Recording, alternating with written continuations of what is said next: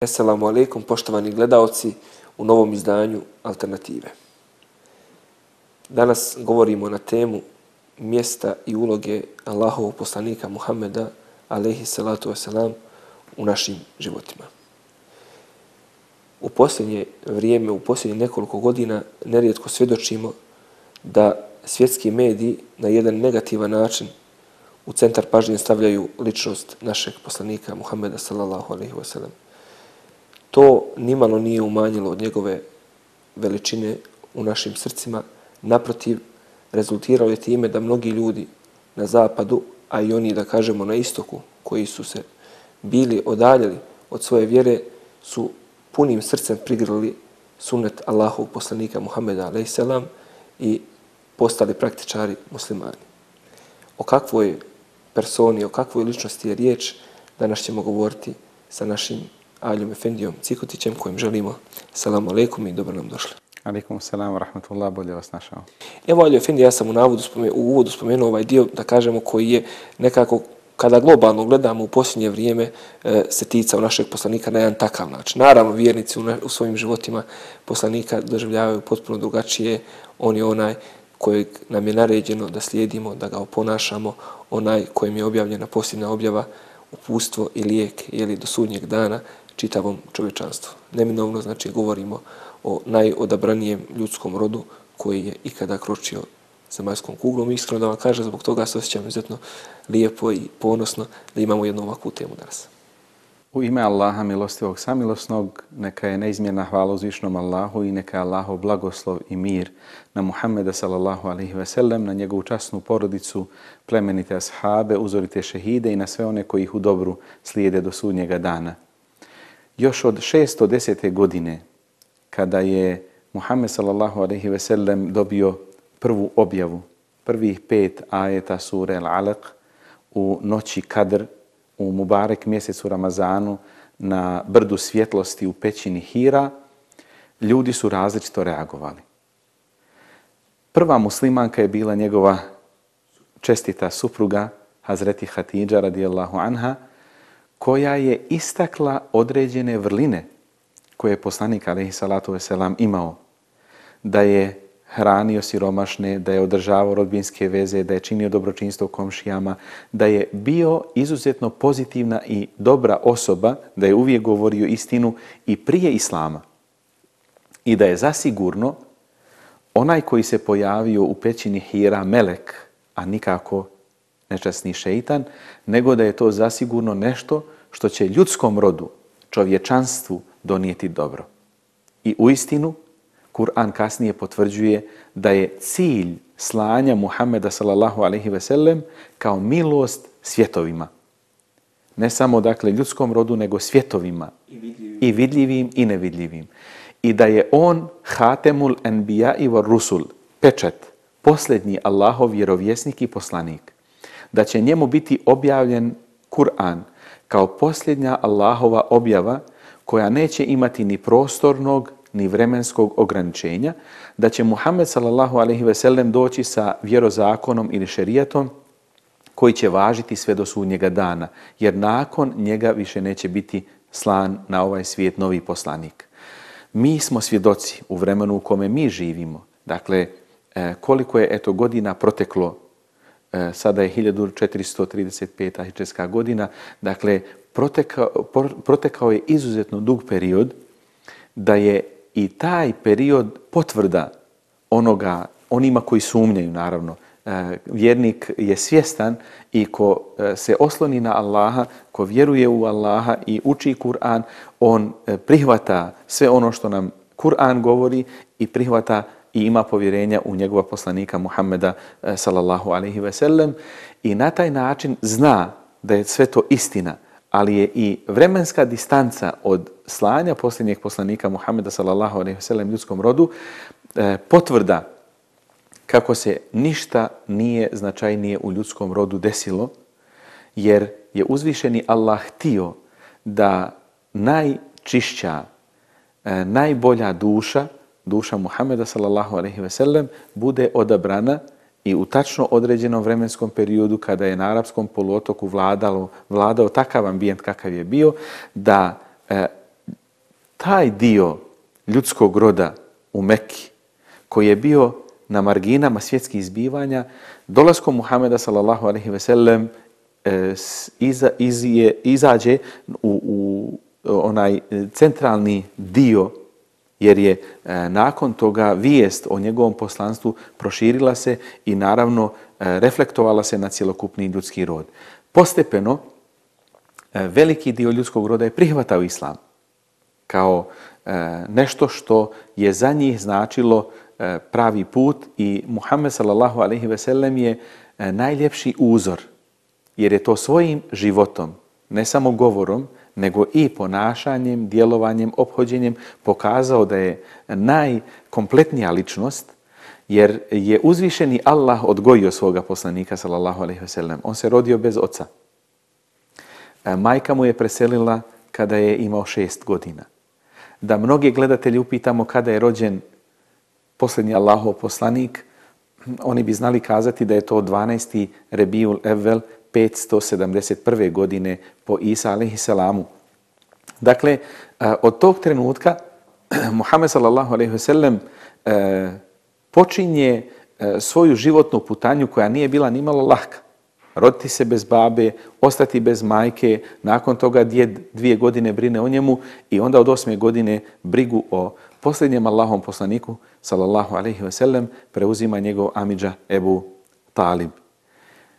Sigurno da ta putanja nije bila nimalo lahka, ali ga je njegov stvoritelj odgajao da bi bio sposoban i spreman da ponese najteži emanet poslanika i zato je morao proći sve te faze i etape da bi bio kompletan kao ličnost, da bi ga Allah sačuvao i u predislamskom dobu, da nije činio razvratna djela, da nije pio alkohol, da nije nemoralno živio, da nije laži govorio, da nije obožavao kipove, nego je spremao se za nešto što će biti jasan znak onima kojima je ponudio islam da je on uistinu Allahov poslanik.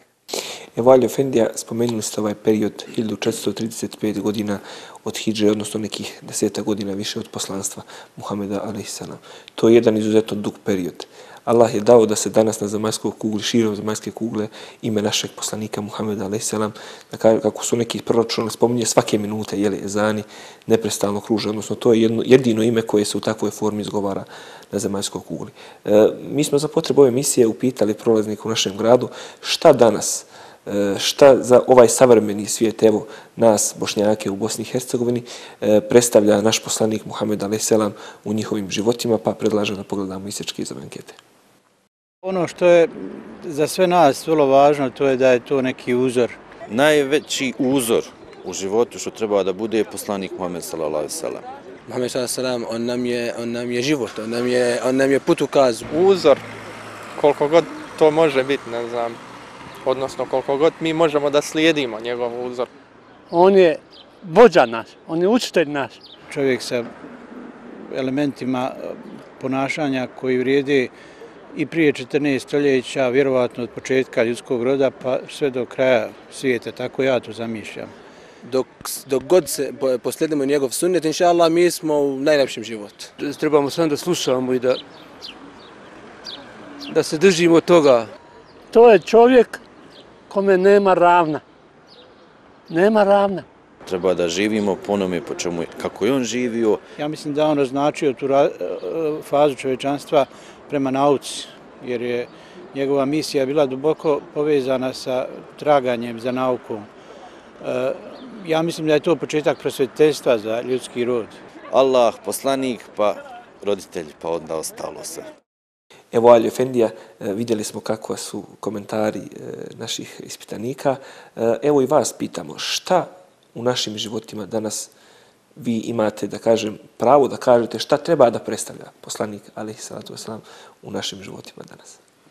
Pa ono što na izvjestan način nam pokazuje i stanje našeg naroda, da nekima poslanik Muhammed sallallahu alejhi ve sellem je inspiracija na putu dobra, da im je uzor, da ga žele slijediti, da su svjesni da kao muslimani, ako uistinu vole Allaha i slijede njegova poslanika sallallahu alejhi ve sellem, da će ih i Allah zavoljeti, da znaju da uzvišeni Allah naređuje wa ati'u Allaha wa ati'u Rasul i pokoravajte se Allahu i pokoravajte se njegovom poslaniku wa ulil amri minkum i one između vas koji vrše vlast nad vama, a koji su pokorni Allahu i njegovom poslaniku sallallahu alejhi ve sellem.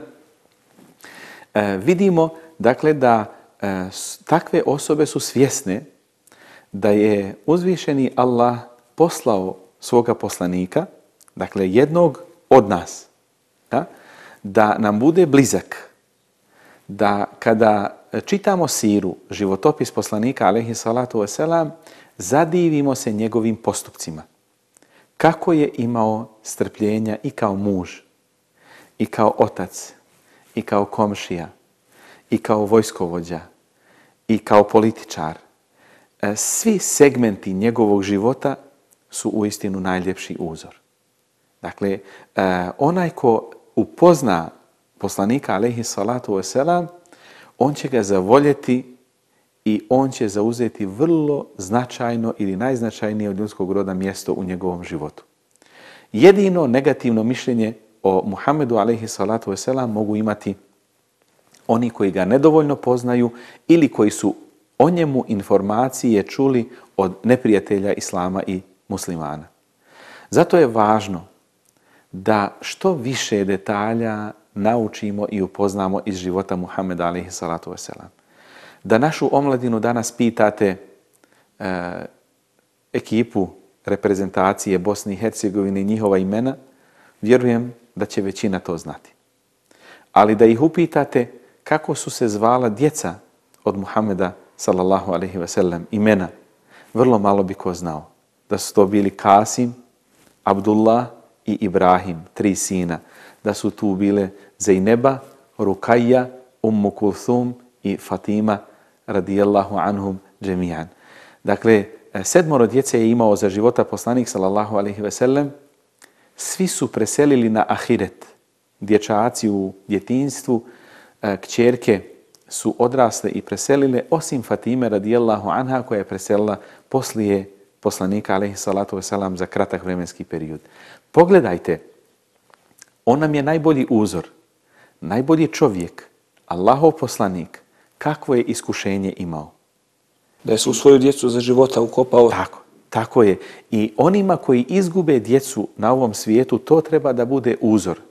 Ali to ne može imati na umu onaj ko to ne zna. Zato je vrlo bitno da ga upoznamo kakav je bio kao suprug, kako se ponašao i posebno, dakle, evo, Hadidža, koja mu je rodila 6 djece, ona je bila ta najznačajnija podrška Muhammedu sallallahu alejhi ve sellem od prvog trenutka kada je dobio prvu objavu. Ona je pratila ga za sav period svog života i bila mu najveća podrška i naravno kasnije to je poslanik sallallahu alejhi ve sellem svojim lijepim postupcima sve naravno opravdao. Kako se ponašao i prema neprijateljima. Dakle, da čak oni koji su mu donosili neprijatnosti pred njegov dom, stavljali trnje putem kuda je išao, sve ono što su željeli od zla da mu nanesu, on je ipak nakon osvojenja Mekke i oslobođenja Mekke nije se svetio, nije sve one koji su ipak iskazali mu neprijateljstvo i na kraju ga i prognali, pa su muslimani učinili hidžru iz Mekke u Medinu, nije ih sve uništio ili nije im se svetio, osim ratnih zločinaca koji su bili kažnjeni, ali su, dakle, ostali dobili slobodu. I tom milošću Allahovom što je dao da je poslanik alejhi salatu vesselam kod sebe imao moralne vrline na najvećem stupnju, ljudi su i prigrlili islam. Jer su vidjeli da zbog njegovog lijepog postupka i strpljenja i ustrajnosti u dovi, ustrajnosti, dakle, u molbi uzvišenom Allahu da uputi njegov narod, većina, hvala Bogu, njegovog naroda je prihvatila islam. Ja se vrlo često prisjetim onog najtežeg trenutka u životu ili u misiji poslanika sallallahu alejhi ve sellem kada je otišao u Taif da pozove tamošnje stanovništvo u islam, kako su njega i njegovog pratioca kamenovali i žene i djeca i kako su morali napustiti Taif. I kada dolazi melek brda i kaže samo zamoli Allaha, ja ću sastaviti brda i uništiti taj narod, a on kaže možda će od njihovih potomaka biti oni koji će slijediti pravi put. I on ipak uči dovu i moli od Allaha ono što je hajr. Ja sam bio u prilici da posjetim Taif i stalno mi je ta misao bila na umu, jer sam vidio, alhamdulillah, tamošnje stanovništvo da su sada svi u islamu. Da je tada poslanik alejhi salatu vesselam izgubio strpljenje, oni bi bili svi uništeni. Milošću Allahovom on je bio takav da je znao biti strpljiv sa svojim ashabima, da sve njihove postupke koji su nekada bili neprimjereni, od onih koji su žestoko reagovali do onih koji su, dakle, htjeli da određene stvari brzinski promijene ili učine, ali on je vođen Allahovim emrom, uputama, itekako pokazao ljudskom rodu koji su to uzročnici uspjeha. Allah govori da si bio grub, tvrd, osor, tvrda srca, oni bi se razbježali od tebe. Ko bi se razbježao? Dakle, i Ebu Bekr, i Omer, i Osman, i Alija, i svi oni koji su bili vrlo bliski, i oni kojima je obećan džennet. Dakle, kad govorimo ovo, oni bi se razbježali od tebe, dakle, govorimo čak o tim najbližim njegovim prijateljima, ashabima koji su najviše ostavili traga u povijesti Islama i najviše doprinijeli nakon poslanika sallallahu alejhi ve sellem da se Islam toliko proširi, oni bi se razbježali od njega. Nego je strpljiv bio sa njima, strpljiv je bio sa onima koji su molili Allaha i ujutru i naveče, a zato je, alhamdulillah, i toliko nam blizak i drag našim srcima. Evo, Ali Efendija, malo prije smo spomenuli tu dugu vremensku distancu, da kažemo. Evo, spomenuli smo savremenike Allahovog poslanika, ali ashabe koji su bili najbolji oponašatelji, da kažemo, njegovog suneta i dosljedno ga prenijeli na generacije iza njih. Allahov poslanik, alejhi selam, poznato je da je nerijetko, odnosno kako su prenijeli supruge i prijatelji Allahov poslanika, alejhi selam, da je nerijetko učio dovu za svoj umet. Znači, učio je dove za one koji će doći poslije njega.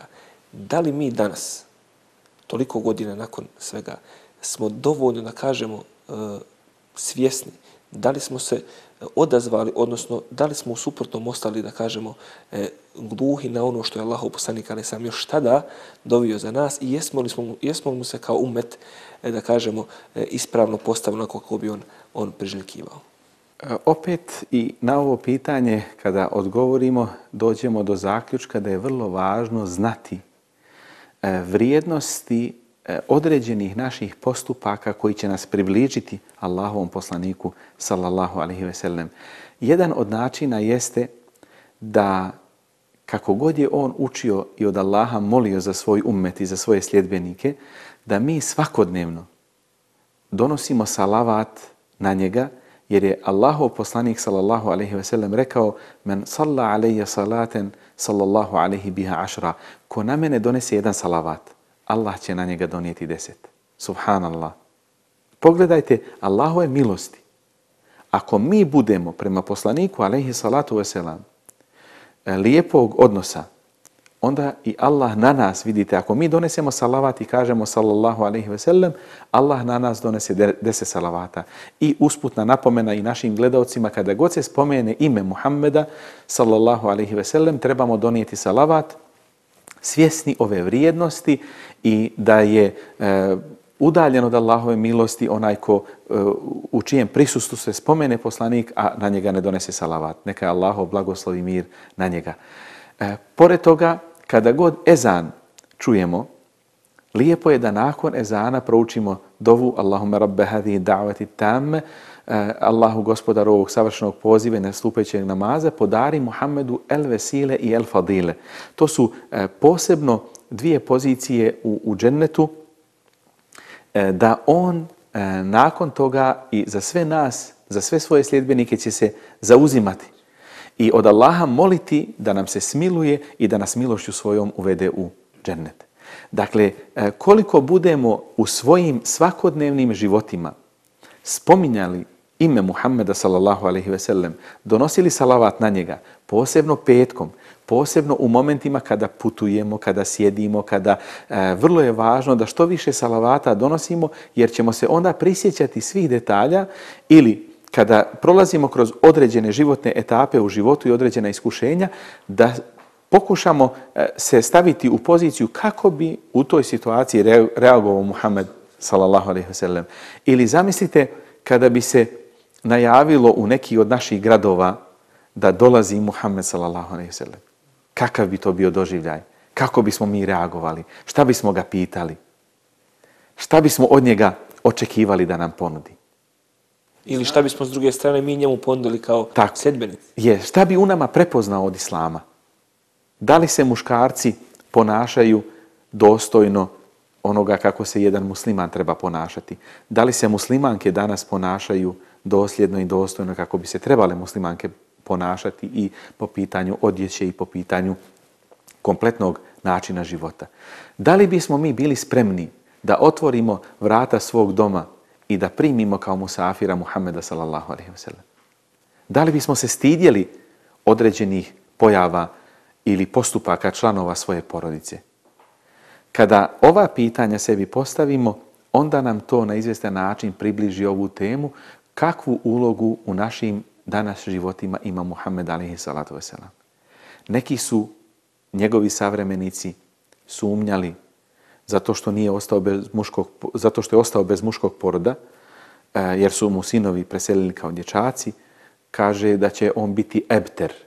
Ebter znači onaj ko nema nikoga da ga spominje poslije njegove smrti i dakle iza njega neće nikakav spomen ostati.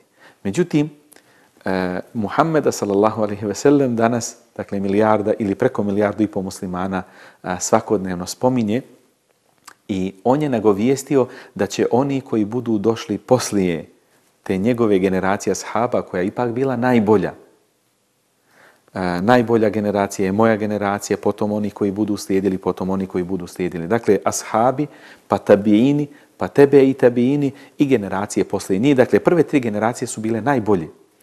Ali poslanik alejselam spominje da će doći vrijeme kada će ga voljeti i slijediti oni koji ga nisu vidjeli, a vjeruju u njega i vole ga. I da će imati nagradu 50 od vas. 50. Pa pitaju ashabi, je li 50 nas ili 50 njih? Kaže, ne, 50 vas. Subhanallah.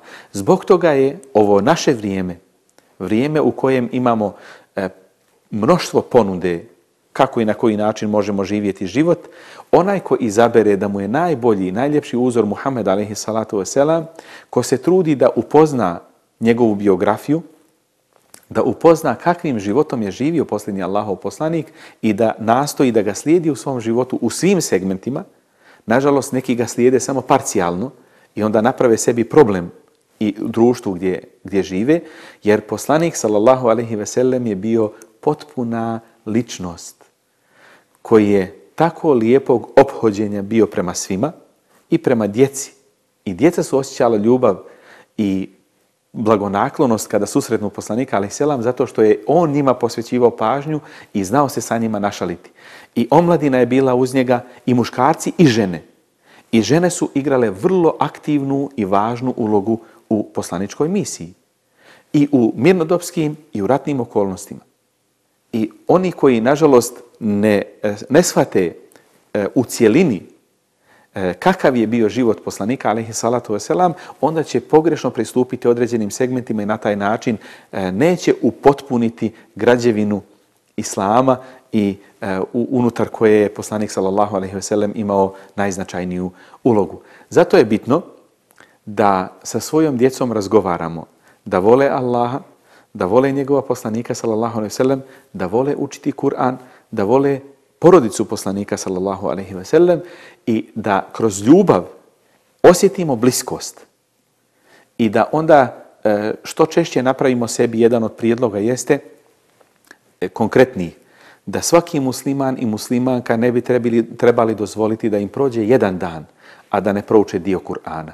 Ako nemaju mogućnosti da isplaniraju više nego jednu stranicu, makar neka bude jedna stranica, drugi dan će možda 10, treći dan će možda 20. Ali da bude kontinuitet. Tako je. Neko će, alhamdulillah, uspjeti da u toku dana, poslije svakog namaza, prouči po jedan džuz tako da u toku jednog dana prouči 100 stranica Kur'ana.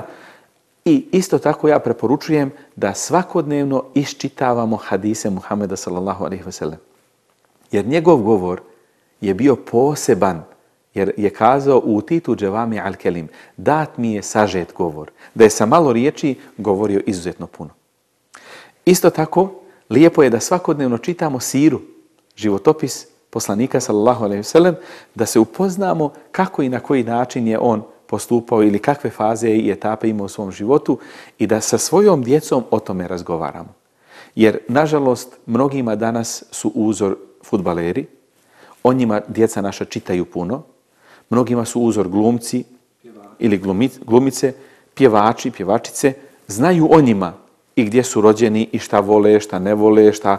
Nažalost, takvima ako budu uzor osobe koje su daleko od pravoga puta, poslanik alejhi salatu vesselam je rekao el mar'u ma'a man ahabba. Čovjek će na budućem svijetu biti sa onim koga je volio na ovom svijetu. Ako volimo Muhameda sallallahu alejhi ve sellem, ako ga slijedimo u svom životu, ako se lijepo ophodimo i ponašamo prema ljudskom rodu, prema i ostalim svjetovima, i biljnom i životinskom, onda zaslužujemo da budemo u njegovom društvu na budućem svijetu i da budemo u društvu vjernika, iskrenih, dobrih Allahovih robova, šehida. A u suprotnom, oni koji vole pjevače, pjevačice, fudbalere, koji su daleko od pravog puta, govorimo dakle o takvoj vrsti, koji nemoralnim životom žive, koji žive daleko od pravog puta, nažalost onda će oni biti sa njima na budućem svijetu. A ja molim Allaha da nas zaštiti od džehennema i džehennemske patnje, jer mi na ovom svijetu vrlo teško doživljavamo pojave koje su nam opomena, kao što su zemljotresi, kao što su požari, kao što su poplave, klizišta. Sve nas to na izvjestan način opominje. To je izuzetno teška situacija u kojoj čovjek shvati svoju nemoć, a vidi da je Allah svemoćan. Onaj ko iz toga uzme pouku i vrati se svome gospodaru i bude čvrst na pravom putu i slijedi Muhameda sallallahu alejhi ve sellem, taj će, ako Bog da, okoristiti se onim što je doživio i vidio i preživio. U suprotnom imamo ljude koji, nažalost, nedovoljno ozbiljno pristupaju ili čak se šale sa stvarima kao što je, nažalost, bila pojava u Bosni i Hercegovini, da se šale sa namazom na neprimjeren način, da se šale sa Kur'anom, da se šale sa kurbanom, da se šale sa mahramom, da se šale sa bradom. Dakle, sve ono što je manifestacija vjere. Oni koji izbijaju šalu s tim, neka znaju da sami sebi kopaju jamu ili sami sebe uništavaju i dovode u propast. Jer to su stvari sa kojima se ne smije šaliti. To je, mnogi će kazati, jer to je bilo i u vrijeme poslanika alejhi salatu vesselam, da su mnogi onda tražili opravdanje, eto ja sam se šalio. Ne, s tim stvarima nema šale. Zar ćete se Allahom i njegovim ajetima šaliti?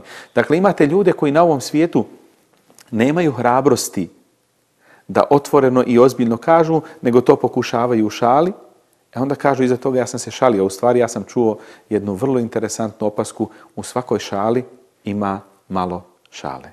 U stvari je daleko više istine i ja se nadam, ako Bog da ćemo mi vrlo ozbiljno pristupati posljednjem Allahovom poslaniku Muhammedu sallallahu alejhi ve sellem, koji nam je došao kao milost, da nam pokaže šta je pravi put, šta je stramputica, da nas ostavi, nema sitnice iz života, a da nam poslanik alejhi salatu vesselam nije o tome govorio, a kamoli krupne stvari, samo je do nas. Koliko ćemo se truditi da to spoznamo, koliko čitamo, koliko se družimo sa učenim ljudima, koliko se družimo sa ljudima koji vole Allaha i njegova poslanika alejhi salatu vesselam, kojima je Allah podario znanje, kojima je podario i da čine dobra djela i da se ponašaju u skladu sa tim znanjem, da i mi budemo sa njima bliski, jer će nam oni biti podrška da onda još bolje upoznamo Muhameda sallallahu alejhi ve sellem i da njegov lik i njegova ličnost budu zauzeli najznačajniju ulogu i u našim životima. Ali, Efendija, mi se nadamo da će svi oni koji su gledali ovu današnju emisiju zasigurno sa više odlučnosti i odvažnosti, da kažemo, krenuti u dodatna traganja za životopisom i za onim stvarima koji se tiču upoznavanja našeg poslanika, alejhi salatu vesselam. Vama hvala, poštovani gledalci. Evo, budući da živimo u vremenu kada se traga za različitim životnim trendovima, evo topla preporuka iz današnje emisije, dobro isprobani životni trend koji ne blijedi već 1500 godina, neće izblijediti do sudnjeg dana, je način na koji je živio naš poslanik sallallahu alejhi ve sellem i sve ono što nam je kao njegovim sljedbenicima oporučio. Stoga potrudimo se da što prije oni koji nemaju nabave i pročitaju neko dijelo iz životopisa Allahovog poslanika, zasigurno da će od toga imati velike koristi. Hvala vam na pažnji i assalamu alaikum wa rahmatullahi wa barakatuh.